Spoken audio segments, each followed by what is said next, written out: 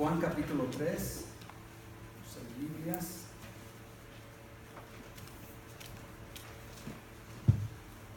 Juan capítulo 3. Había un hombre de los fariseos que se llamaba Nicodemo, príncipe de los judíos. Este vino a Jesús de noche y le dijo: Rabí, sabemos que has venido de Dios por maestro, pues nadie puede hacer los milagros que tú haces si no está con Dios con él. Respondió Jesús y le dijo: de cierto te digo, que el que no naciere otra vez no puede ver el reino de Dios. Nicodemo le dijo: ¿cómo puede un hombre nacer siendo viejo? ¿Puede entrar por segunda vez en el vientre de su madre y nacer? Respondió Jesús: de cierto te digo, que el que no naciere de agua y del Espíritu no puede entrar en el reino de Dios. Lo que es nacido de la carne, carne es, y lo que es nacido del Espíritu, Espíritu es. No te maravilles de que te dije: os es necesario nacer otra vez. El viento sopla de donde quiere, y oyes su sonido, pero no sabes de dónde viene, ni dónde va. Así es todo aquel que es nacido del Espíritu. Respondió Nicodemo y le dijo: ¿cómo puede hacerse esto? Respondió Jesús y le dijo: ¿eres tú maestro de Israel y no sabes esto? De cierto te digo, que lo que sabemos hablamos, y lo que hemos visto testificamos, y no recibes nuestro testimonio. Si os he dicho cosas terrenales y no creéis, ¿cómo creeréis si os dijere las celestiales? Y nadie subió al cielo sino el que descendió del cielo, el Hijo del Hombre que está en el cielo. Y como Moisés levantó la serpiente en el desierto, así es necesario que el Hijo del Hombre sea levantado, para que todo aquel que en él cree no se pierda, mas tenga vida eterna.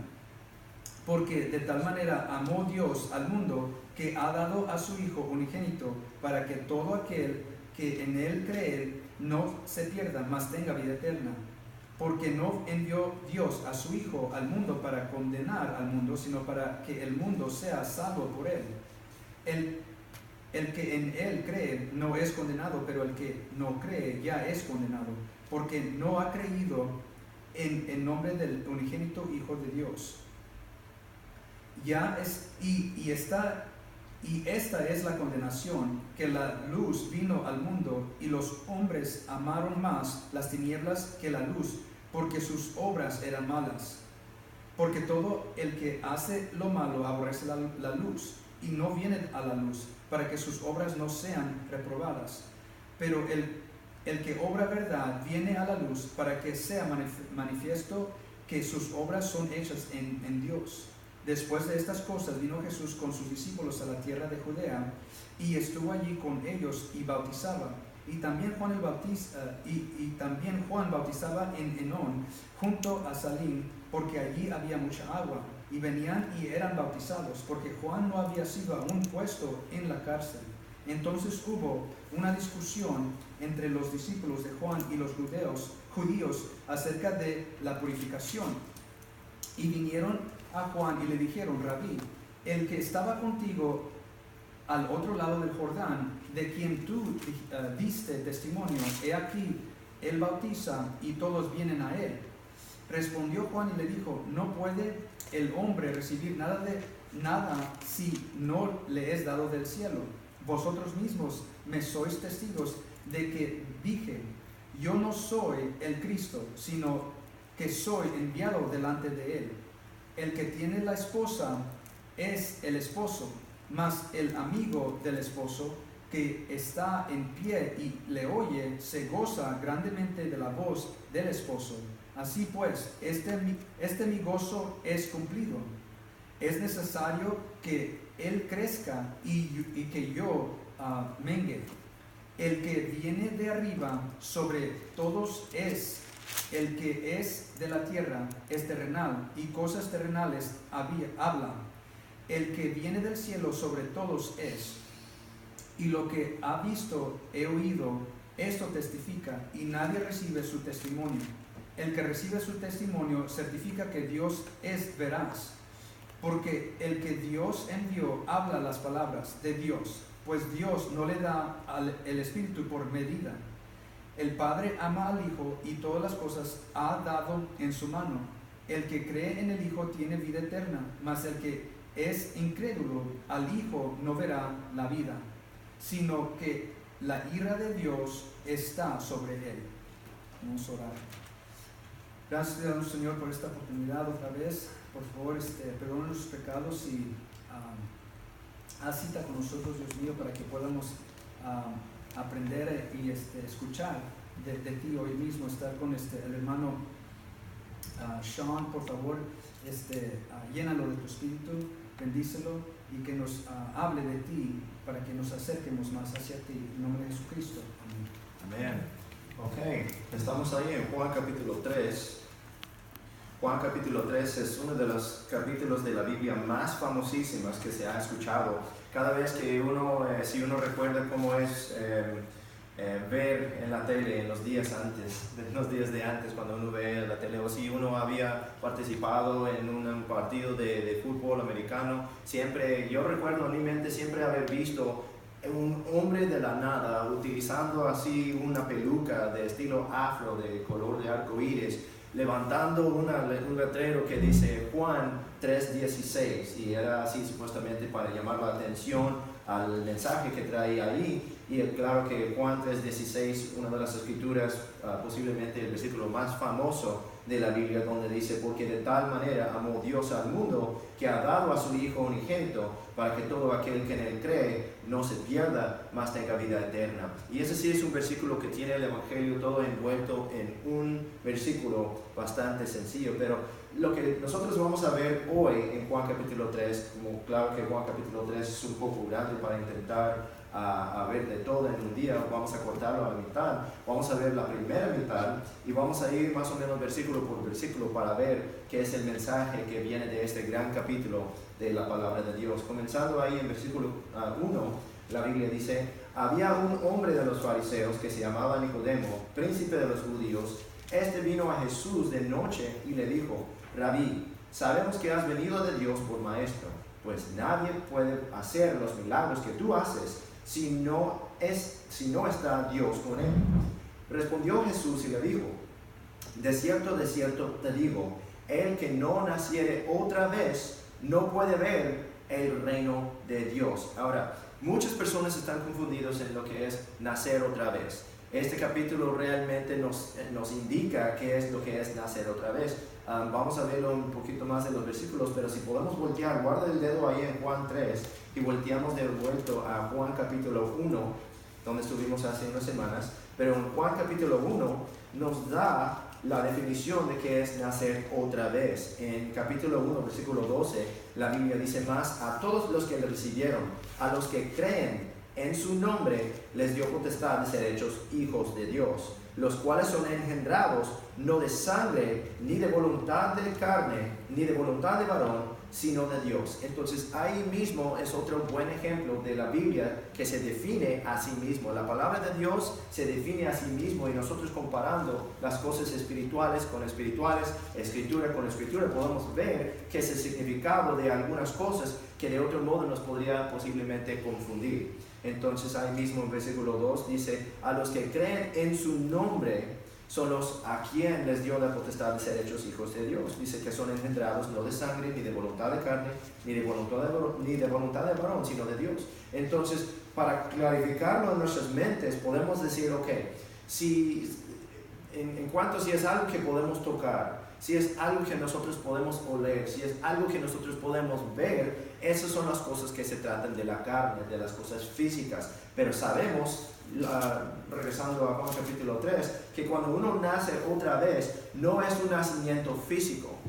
Eso es lo que dice en Juan capítulo 1, dice: no de la voluntad del hombre, ni de varón, ni de sangre, ni de carne, no de las cosas que nosotros podemos tocar. Seguimos ahí en Juan capítulo 3, versículo 4. Nicodemo le dijo: ¿cómo puede un hombre nacer siendo viejo? puede entrar por segunda vez en el vientre de su madre y nacer. Entonces Nicodemo está pensando en lo que es en sentido literal de lo que le acaba de decir Cristo. Está pensando en lo físico, está pensando en lo que hay de esta tierra. Entonces eso es algo que nosotros podemos ver en este capítulo, la diferencia entre lo que es de la carne o de esta tierra, del mundo físico, o de las cosas espirituales, las cosas de Dios, las cosas que no se ven. Seguimos en versículo 5. Respondió Jesús: de cierto te digo, que el que no naciere de agua y del Espíritu no puede entrar en el reino de Dios. Ahora, hay muchas denominaciones del cristianismo que dicen que ahí mismo dice la Biblia que uno se tiene que bautizar en agua para ser nacido otra vez. Ellos creen que la salvación viene en el momento que uno se bautiza en agua.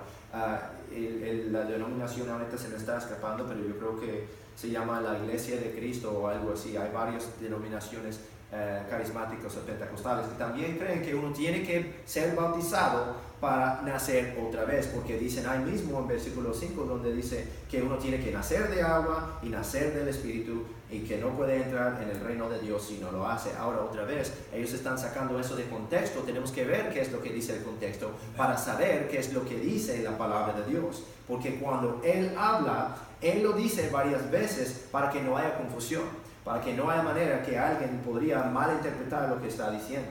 Seguimos ahí en versículo 6. Lo que es nacido de la carne, carne es, y lo que es nacido del Espíritu, Espíritu es. No te maravillas de que te dije, os es necesario nacer otra vez. Entonces, si es el caso de que si una persona tuviera que volver a entrar al vientre de su madre, esa sería una maravilla. Ese sería algo milagroso, ese sería algo increíble. Entonces aquí Cristo está diciendo, no te maravillas de que te dijo, os es necesario nacer otra vez. O sea, no es cosa tan difícil como alguien podría imaginar. O sea, para uno a volver a la vientre de su madre y nacer otra vez físicamente, eso sí sería dificilísimo, sino casi imposible. Entonces, como Cristo está diciendo de que uno no debería de maravillar a esas cosas, ha de ser algo bastante fácil, lo cual es, la salvación es bastante fácil. Ahora, volviendo a versículo 5 y versículo 6, vamos a comparar lo que dice. Versículo 5, respondió Jesús: de cierto te digo, el que no naciere de agua y del Espíritu no puede entrar en el reino de Dios. Lo que es nacido de la carne, carne es, y lo que es nacido del Espíritu, Espíritu es. Entonces, si comparamos estos dos versículos, vemos que en un lado Él está hablando del agua, en el otro lado está hablando del Espíritu, en un lado está hablando de la carne, en otro lado está hablando del Espíritu. Entonces nosotros podemos ver que claramente el Espíritu corresponde con el Espíritu, las cosas espirituales con espirituales. Podemos ver entonces que cuando Él está diciendo del agua, esas son las cosas que se refiere a la carne, esas son las cosas que corresponden con la carne. Porque la pregunta sería esto: ¿uno podría tocar el agua?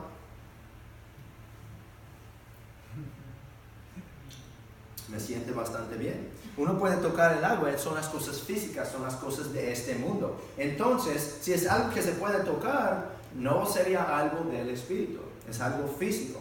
Ahora, entonces, cuando Él está hablando de agua, luego dice que uno tiene que ser nacido de la carne. Uno podría imaginar qué es ser nacido de la carne. Cuando yo nací de mi madre, yo nací de la carne, ¿no? Y cuando una mujer empieza con el parto, cuando empieza su labor, ¿qué es lo primero que sucede?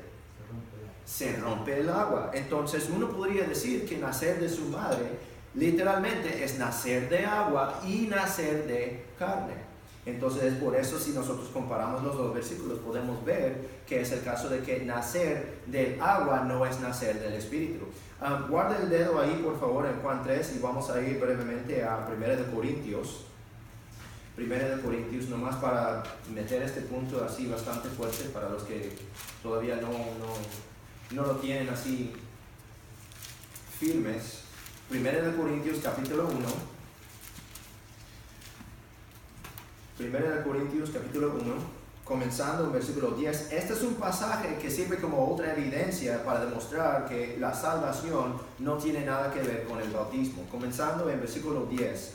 Os ruego pues, hermanos, por el nombre del Señor Jesucristo, que todos habléis una misma cosa, y que no haya entre vosotros divisiones, sino que seáis perfectamente unidos en una misma mente y en un mismo parecer. Esta carta, esta epístola a los Corintios, a la iglesia en Corinto, el apóstol Pablo básicamente les está escribiendo para reprenderles por lo que ellos están haciendo mal. Y está comenzando diciendo de que ustedes no están de acuerdo, en un solo acuerdo, ustedes están hablando diferentes cosas y hay conflicto. Por lo tanto, él dice que hay algunos que creen una cosa, otros que creen otra cosa. Seguimos en versículo 11, dice: porque me ha sido dicho de vosotros, hermanos míos, por los que son de la casa de Cloé, que hay entre vosotros contiendas. Digo esto ahora porque cada uno de vosotros dice: yo soy de Pablo, y yo de Apolos, y yo de Cefas, y yo de Cristo. ¿Está dividido Cristo? ¿Fue crucificado Pablo por vosotros? ¿O fuisteis bautizados en el nombre de Pablo? Doy gracias a Dios que a ninguno de vosotros he bautizado, sino a Crispo y a Gayo. Entonces aquí mismo en las escrituras de 1 de Corintios, lo que está escribiendo el apóstol Pablo de la iglesia ahí, a los Corintios, él está diciendo que está dando gracias a Dios que no bautizó a ninguno, sino solo a Crispo y a Gayo. Pero si es el caso de que si el bautismo es necesario para la salvación, entonces ¿por qué en el mundo sería el caso de que el apóstol Pablo no quiso bautizar a ellos? ¿No quisiera que ellos serían salvos? ¿No? Sabemos entonces qué es lo que le salva a uno. Seguimos ahí en versículo 15. Dice: para que ninguno diga que yo he bautizado en mi nombre. Y también bauticé a la familia de Estéfanas, mas que no sé si bauticé a algún otro. Porque no me envió Cristo a bautizar, sino a predicar el Evangelio, no con sabiduría de palabras, para que no se haga vana la cruz de Cristo. Porque la predicación de la cruz es locura a los que se pierden, mas a nosotros los salvos es poder de Dios. Ahora quiero que ustedes piensen en eso, lo que dice ahí esa frase, el poder de Dios. ¿Cuál es el poder de Dios? Pues ahí mismo en versículo 18 dice que la predicación de la cruz es locura a los que se pierden, pero a nosotros los salvos es poder de Dios. Entonces el poder de Dios es la predicación de la cruz, y eso nosotros vemos también en Romanos capítulo 1. Si quieren buscar ahí rápidamente, y vamos a volver a Juan capítulo 3, pero en Romanos capítulo 1 otra vez escuchamos el poder de Dios. En versículo 15, Romanos 1:15 dice: así que en cuanto a mí, presto estoy a predicar el Evangelio también a vosotros que estáis en Roma, porque no me avergüenzo del Evangelio de Cristo, porque es el poder de Dios para salvación a todo aquel que cree, al judío primeramente y también al griego. Entonces ahí mismo nosotros vemos, comparando las cosas espirituales con espirituales, escritura con escritura, vemos cuál es el poder de Dios. Es el Evangelio, es las buenas nuevas, es la muerte y el entierro y la resurrección de Jesucristo lo que nos trae salvación. El apóstol Pablo dice que no, estoy feliz que no bauticé a ninguno, porque eso no trae salvación, sino que dice que Cristo le envió para predicar el Evangelio. Volvemos a Juan capítulo 3. Amen. Estamos en versículo 7. No te maravilles de que te dije, os es necesario nacer otra vez. Versículo 8. El viento sopla de donde quiere y oyes su sonido, pero no sabes de dónde viene ni a dónde va. Así es todo aquel que es nacido del Espíritu. Lo que yo siempre he pensado que esto quiere decir es que como el viento uno lo puede sentir, uno lo puede escuchar, puede ver lo que son pistas del viento, puede ver las hojas en los árboles moviéndose, sacudiéndose, pero uno realmente no puede ver el viento. Entonces todo aquel que es nacido del Espíritu, uno lo podría ver y ver que hay algunas quizá pruebas, puede ver que hay unas pistas, pero no hay una manera que nosotros realmente podamos ver la salvación de un hombre, de una mujer. No hay una manera que nosotros podamos ver a una persona y saber que esa persona es salvado simplemente a la simple vista, sino que nada más podemos ir buscando así como evidencias. Y aún así no podemos saber seguro, porque solamente Dios conoce el corazón. Versículo 9. Respondió Nicodemo y le dijo: ¿cómo puede hacerse esto?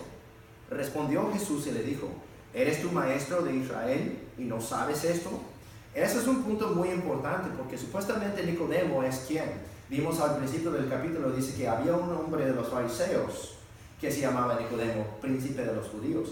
Príncipe quiere decir que uno es como, no necesariamente un rey, pero un príncipe es como un gobernador, alguien principal del gobierno de ese lugar. Si él es príncipe de los judíos, él es un líder de los judíos y es un maestro supuestamente de los fariseos, él debe de conocer las escrituras. Él tiene a mano lo que es todo el Antiguo Testamento, lo que estaba disponible en ese momento. Él tenía disponible por lo menos lo que era la ley, los primeros 5 libros de la Biblia. Entonces él hubiera conocido las Escrituras, él hubiera sabido ahí que dice que iba a venir un Mesías, que iba a venir un Salvador, que iba a venir uno que iba a traer la salvación. Y ahí mismo en el Antiguo Testamento nos dejaba saber que la salvación no era por lo que nosotros teníamos que hacer, sino que era por poner nuestra confianza en el Señor, aunque no sabían su nombre en ese entonces. Por eso es que el Señor Jesucristo aquí en este pasaje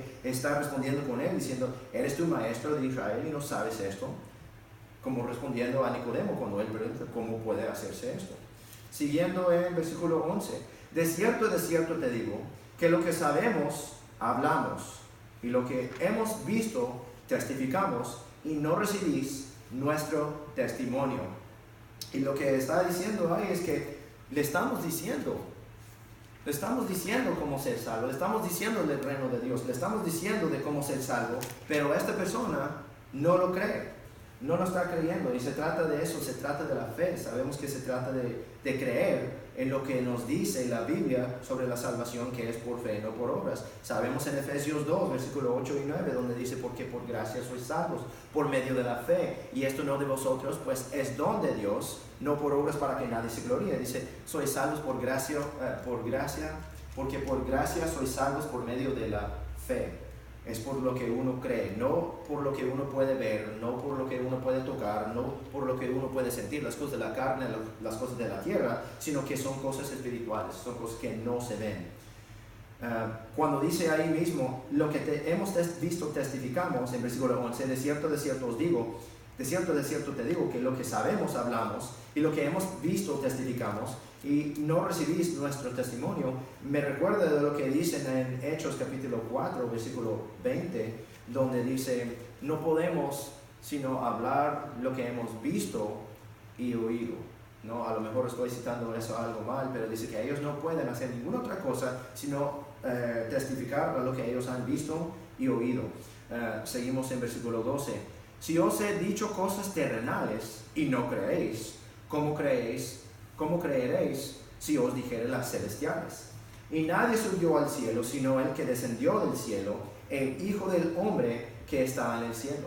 Y como Moisés levantó la serpiente en el desierto, así es necesario que el Hijo del Hombre sea levantado. Ahora, atrasamos un poco al versículo 12. Ahí mismo otra vez Cristo está haciendo una comparación y contraste entre las cosas de la tierra y las cosas del cielo, las cosas carnales y las cosas espirituales. Está diciendo de que Él está diciendo a Nicodemo ciertas cosas, las cuales cosas se pueden ver, se pueden tocar, se puede sentir, y aún así Él no lo está creyendo. Entonces Él está preguntando: ¿cómo es posible que si estoy contándote todas estas cosas que están aconteciendo aquí en la misma tierra y no lo crees? Entonces, ¿cómo sería posible si es que te digo de cosas que no puedes tocar, que no puedes ver, que no puedes sentir? ¿Cómo es posible que vas a creer eso? Se trata de la medida de la fe que uno tiene en lo que Dios nos dice. Cuando uno dice que uno cree a Dios, quiere decir que uno tiene fe en Dios, que quiere decir que uno confía en Dios. Si uno va a creer en Dios, en lo que Dios dice, quiere decir que uno va a tener fe en lo que dice, quiere decir que uno va a confiar en lo que dice Dios. Nosotros lo tomamos en fe. Versículo 13: nadie subió al cielo, sino que Él descendió del cielo, el Hijo del Hombre que está en el cielo. Entonces le está diciendo en una manera al Nicodemo que Él vino del cielo. Versículo 14: y como Moisés levantó la serpiente en el desierto, así es necesario que el Hijo del Hombre sea levantado. Y se toca un poco en lo que dijo Jesús hace rato, en el versículo 10, donde le pregunta: ¿eres tú maestro de Israel y no sabes esto? Con el hecho de que él es fariseo, él debe de conocer las Escrituras. Y ahorita en el versículo 14, él está citando un evento que sucedió en el Antiguo Testamento. Entonces, para tener el contexto y tener un poco más de entendimiento de lo que él está refiriendo, volvemos por favor al Antiguo Testamento, guarda el dedo ahí en Juan 3 y vamos a Números capítulo 21. Números capítulo 21. Va, Génesis, Éxodo, Levíticos, Números capítulo 21. Números 21, comenzando en versículo 1, la Biblia dice: y oyendo el rey Arad, el cananeo, el cual habitaba en el Negev, que Israel venía por el camino de los centinelas, peleó con Israel y tomó de él prisioneros. Entonces Israel hizo voto a Jehová y dijo: si en efecto entregares a este pueblo en mi mano, yo destruiré sus ciudades. Y Jehová escuchó la voz de Israel y entregó al cananeo y los destruyó a ellos y a sus ciudades, y llamó el nombre de aquel lugar Horma. Y partieron el monte de Hor, camino del mar Rojo, para rodear la tierra de Edom, y se abatió el ánimo del pueblo por el camino. Y habló el pueblo contra Dios y Moisés: ¿por qué no hiciste subir de Egipto para que muramos en este desierto? Pues no hay pan ni agua, y nuestra alma tiene fastidio de este pan tan liviano. Y Jehová envió entre el pueblo serpientes ardientes que mordían al pueblo, y murió mucho pueblo de Israel. Entonces, en el transcurso de salir de la tierra de Egipto, los israelitas ahora están en el desierto, están empezando a quejar, están empezando a murmurar. Vemos que viene un castigo de Dios. Él envía unos serpientes para molestarles, para morderles, para darles muchos problemas a los de Israel. Versículo 7, seguimos. Dice: entonces el pueblo vino a Moisés y dijeron: hemos pecado por haber hablado contra Jehová y contra ti. Ruega a Jehová que quite de nosotros estas serpientes. Y Moisés oró por el pueblo. Y Jehová dijo a Moisés: hazte una serpiente ardiente y ponla sobre un asta, y será que cualquiera que fuere mordido y mirare a ella vivirá.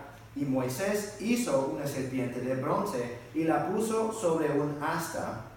Y sucedía que cuando una serpiente mordía a alguno, si éste miraba a la serpiente de bronce, vivía.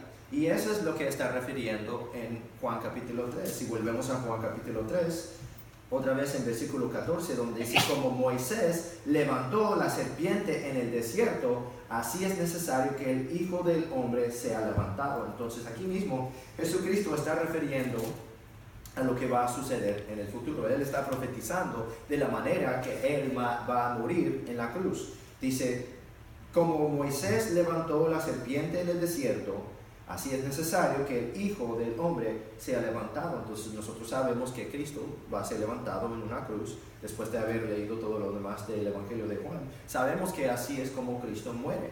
Entonces, ¿qué es lo que nosotros podemos relacionar entre las dos escrituras? Porque Cristo relacionó esta escritura con la otra escritura. Bueno, sabemos que aquí mismo todos están padeciendo en el desierto con las serpientes que le están mordiendo a ellos, y ellos están sufriendo bastante de eso. Pero ¿qué es lo que ellos tienen que hacer para poder ser curados de eso? Ellos simplemente tienen que mirar la serpiente, no tienen que hacer ninguna otra cosa más.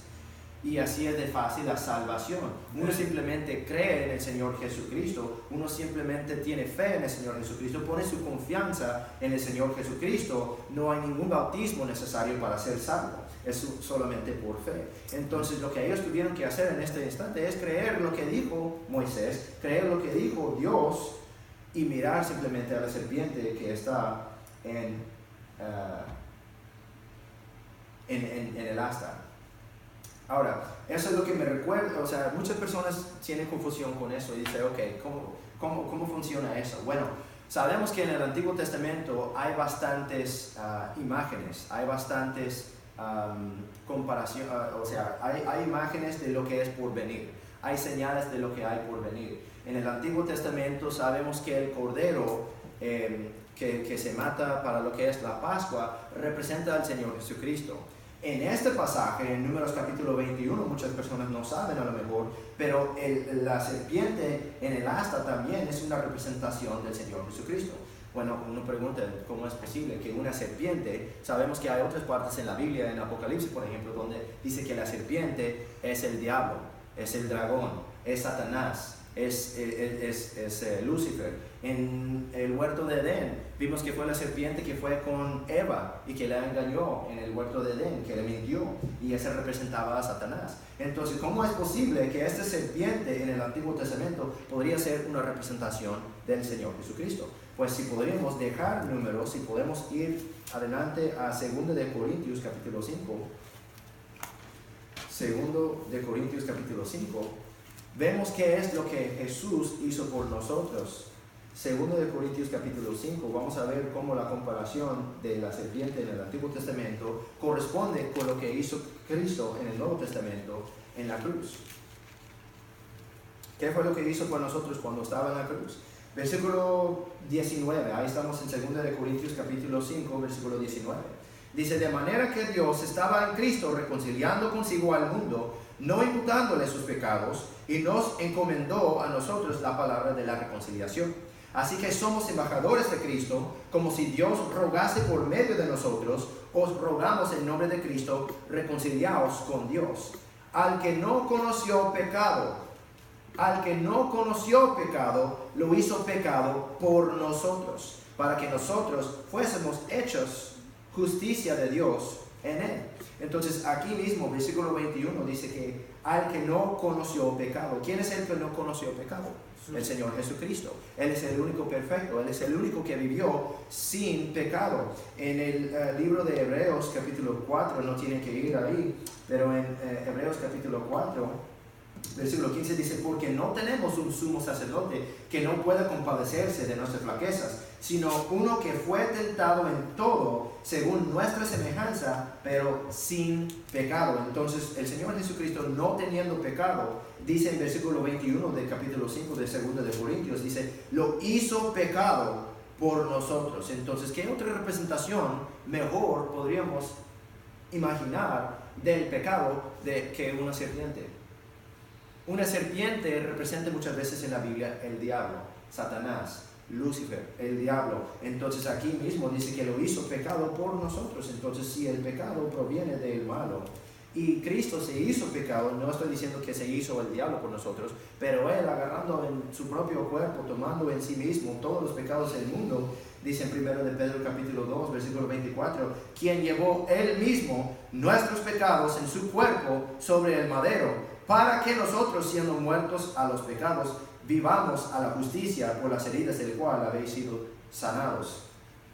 Y en 1 de Juan 2, dice, y Él es la propiciación por nuestros pecados, y no solamente por los nuestros, sino también por los de todo el mundo. Entonces hay para los calvinistas que ellos creen que la elección es algo que Dios hace, y que solo unos cuantos van a ir al cielo porque Dios lo hace así, y algunos van a ir al infierno porque Dios lo hace así. Aquí mismo dice que Dios murió para todo el mundo. Él agarró los pecados de todo el mundo. Dice, no solamente por los nuestros, sino también por los de todo el mundo. Es muy claro que Cristo pagó el pecado del mundo. Como Juan el Bautista dijo, he aquí el Cordero de Dios que quita el pecado del mundo.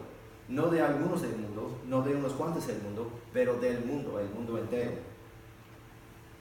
Volvamos a Juan capítulo 3, por favor. Juan capítulo 3.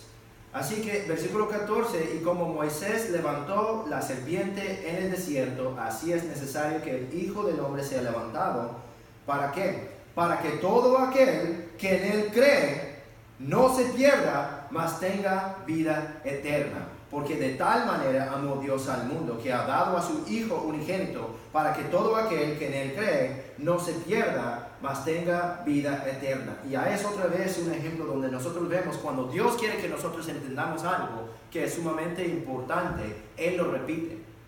Cuando nosotros queremos decir algo a nuestros hijos que es muy importante, lo repetimos. Si es el caso de que nosotros queremos que ellos entiendan realmente qué es lo que le hemos dicho, necesito que te limpias el cuarto, necesito que recoges el cuarto, necesito que te arregles el cuarto. Puede ser que lo decimos así de varias diferentes maneras, pero es el mismo mensaje básicamente, es el mismo tema central en que dice que uno quiere que haga algo con su habitación, que quiere que haga algo con su cuarto. Y aquí mismo en versículo 15 y 16 vemos la repetición de salvación, donde dice, para que todo aquel que en él cree no se pierda, mas tenga vida eterna, porque de tal manera amó Dios al mundo, que ha dado a su Hijo unigénito, para que todo aquel que en él cree no se pierda, mas tenga vida eterna.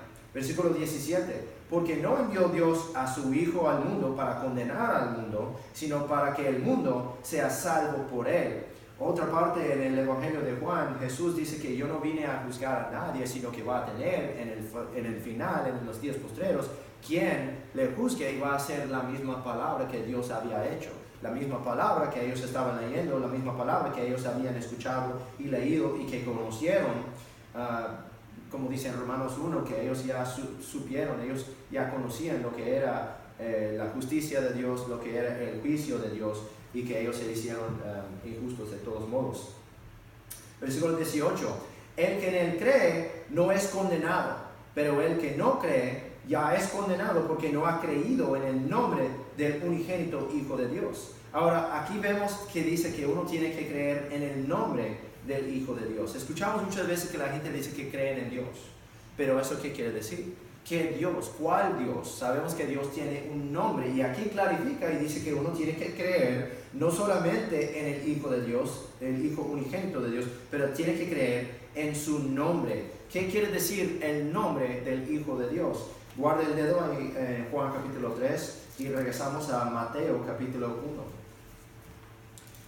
Mateo capítulo 1, en versículo 20. Esta es la primera vez que aparece el nombre de Jesús en el Nuevo Testamento, y muchas veces, como hemos visto, que la primera vez que un nombre o una palabra aparece en la Biblia define a esa palabra o ese nombre para nosotros.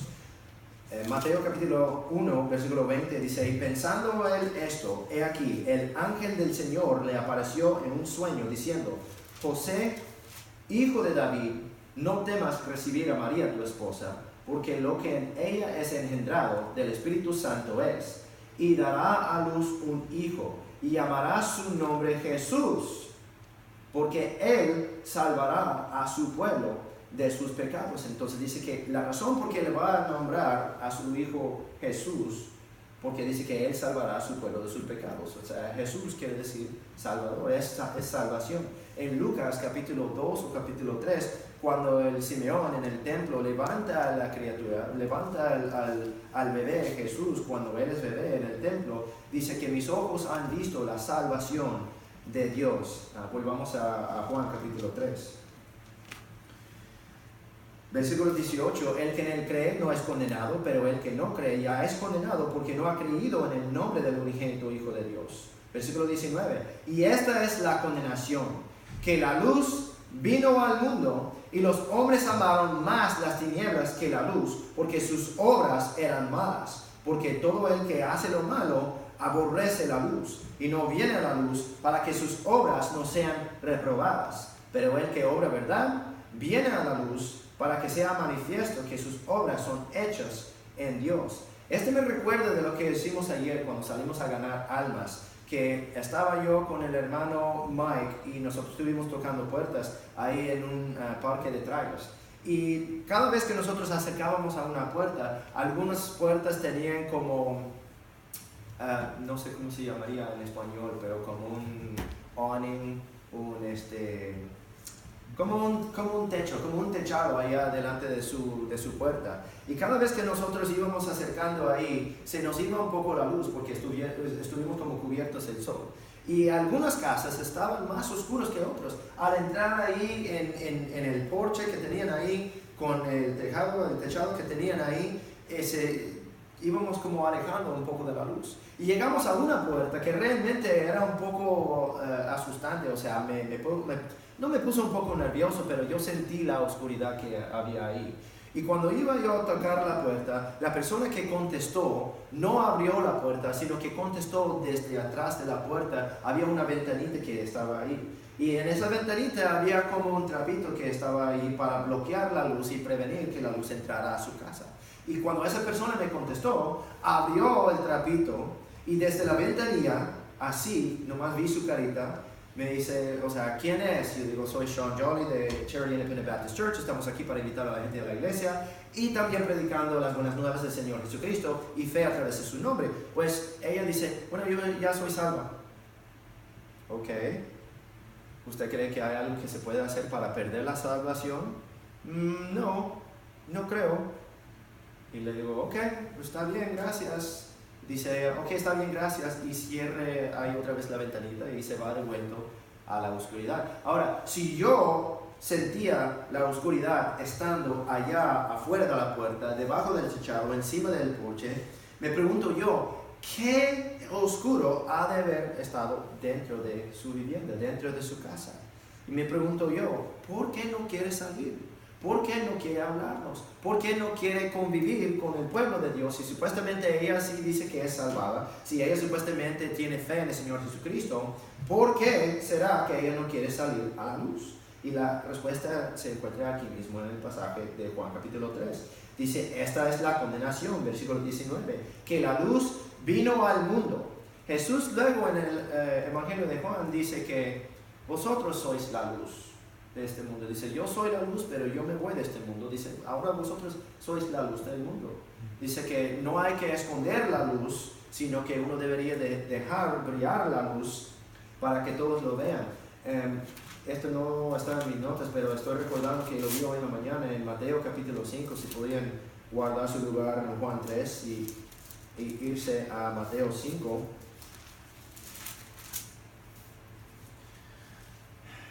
Mateo 5, versículo 15. Ni se enciende un candil y se pone debajo del almud, sino sobre el candelero y alumbra a todos los que están en casa. Así alumbre vuestra luz delante de los hombres, para que vean vuestras buenas obras y glorifiquen a vuestro Padre que está en el cielo. Entonces ahí mismo está diciendo que si nosotros somos la luz del mundo, Cristo es la luz del mundo, pero Él se fue, Él dejó a cargo a nosotros traer la luz, traer la palabra de Dios a los que están perdidas en las tinieblas. Entonces aquí mismo está diciendo que uno no enciende un candil y se pone debajo del almud, sino sobre el candelero y alumbra a todos los que están en casa. Si nosotros fuimos ayer ahí a ese parque de trailers, trayendo la luz, trayendo la palabra de Dios, trayendo al Espíritu dentro de nosotros, queriendo presentar a Jesús con las personas, porque esta persona no quería vernos, porque esta persona no quería hablar con nosotros. Dice que deberíamos de glorificar a nuestros padres que están en el cielo, y en Juan 15 dice que nosotros glorificamos a nuestro Padre por traer muchos frutos. Puede ser que estoy citando eso mal. Hoy rápido, ustedes no tienen que ir a Juan 15. Se me está acabando tiempo. Dice en versículo 8, dice, en esto es glorificado mi Padre, que llevéis mucho fruto y seáis así mis discípulos. Pero esta persona no quería escuchar la palabra de Dios, no quería convivir con nosotros, porque ella no quería estar expuesta a la luz. Versículo 20, Juan 3:20, porque todo el que hace lo malo aborrece la luz y no viene a la luz, para que sus obras no sean reprobadas. Ahora, yo no sé nada de esa señora con quien yo hablé ayer tan brevemente, pero lo que yo sí sé es que la palabra de Dios es verdad. Yo creo cada palabra que se encuentra en la Biblia. Y si la Biblia dice que todo el que hace lo malo aborrece la luz y no viene a la luz para que sus obras sean reprobadas, eso me deja saber que esa mujer que no quería venir a la luz, que no quería venir a la palabra de Dios, que no quería convivir con nosotros, no quería salir de su casa, me deja saber que ella estaba haciendo algo malo. No sé qué era, no tengo idea. Yo no puedo juzgar a ella simplemente así a la vista, porque Cristo nos dice que no deberíamos de juzgar según la apariencia, pero deberíamos de juzgar el juicio justo. Entonces, la palabra de Dios sabemos que es justo. Sabemos que aquí que dice que el que aborrece la luz hace lo malo, y el que no viene a la luz porque no quiere que sus obras sean reprobadas, o sea, no quiere que alguien vea lo que está haciendo. Versículo 21, y cerramos con esto. Pero el que obra verdad viene a la luz para que sea manifiesto que sus obras son hechas en Dios. Ahora se nos acabó el tiempo, pero realmente el mensaje que quise hacer con este capítulo, en está ligado con lo que era en el capítulo 2, lo que no alcancé a terminar la semana pasada y la semana anterior. Pero vemos ahí en capítulo 2, si pueden regresar en sus Biblias a Juan capítulo 2, comenzando el versículo 18, donde dice: respondieron los judíos y dijeron: ¿Qué señal nos muestras ya que haces esto? Respondió Jesús y les dijo: destruid este templo y en 3 días lo levantaré. Otra seña, que es lo que va a pasar con su muerte, su entierro y su resurrección. Versículo 20: entonces dijeron los judíos: en 46 años fue edificado este templo, tú lo levantarás en 3 días. Pero él hablaba del templo de su cuerpo. Por tanto, cuando resucitó de los muertos, sus discípulos se acordaron que les había dicho esto, y creyeron la escritura y la palabra que Jesús había dicho. Y estando en Jerusalén en la Pascua, en el día de la fiesta, muchos creyeron en su nombre, viendo los milagros que hacía. Pero Jesús mismo no se fiaba de ellos, porque los conocía a todos y no tenía necesidad de que alguien les diese testimonio del hombre, porque él sabía lo que había en el hombre. Entonces, como él sabía lo que había en el hombre, sabemos que el pecado vive dentro del hombre, dentro de todos nosotros, porque la Biblia dice: por cuanto todos pecaron y están destituidos de la gloria de Dios. Yo no sé de qué pecado ha cometido la mujer que estaba ahí en la casa ayer, que vi, pero yo sé que ella no quiso venir a la luz. Yo sé que ella aborrecía la luz porque no quería que sus obras sean reprobadas. Igualmente, Cristo nos ha dado a nosotros esa habilidad de saber por qué es que alguien no quiere hacer algo con respecto a la Biblia, con respecto a escuchar la palabra de Dios, porque esa persona no quiere la luz, no ama la luz. Dice en versículo 23 del capítulo 2, dice que muchos creyeron en su nombre, y eso es algo que nosotros acabamos de ver, que creer en el nombre del Hijo unigénito de Dios es como uno se escapa de la condenación, es como uno se escapa del infierno, es como uno recibe la justificación o la salvación, pues, por tener fe en el Señor Jesucristo. Cree en el Señor Jesucristo y serás salvo tú y tu casa. Hay que orar. Señor Jesús, damos gracias por este día, damos gracias para esta oportunidad para escuchar de tu palabra. Y Señor, yo sé que yo no soy perfecto, yo sé que yo no soy perfecto, Dios. Yo sé que tú eres perfecto, yo sé que nosotros queremos ser como tú. Yo sé que para ser cristiano es ser como Cristo. Y con el lavamiento del agua de la palabra, Señor, deseo que nosotros podemos ser hechos más perfectos, porque yo sé que es lo que tú nos has llamado a hacer. Ayúdanos, por favor, a predicar el Evangelio, sabiendo que la salvación no es por nuestras obras, sino que por fe únicamente, Señor, para que todo aquel que en él cree no se pierda, mas tenga vida eterna. Sabemos que nosotros deberíamos de glorificarte a ti, y tú dijiste que para glorificarte a ti, nosotros deberíamos de llevar mucho fruto. Y eso, hablando espiritualmente, se trata de predicar el Evangelio para que otros puedan nacer otra vez, que el que no nace otra vez no verá el reino de Dios. Te damos honra y gloria, todo el poder, te amamos, Señor, y estas cosas pedimos en el nombre del Señor Jesucristo. Amén.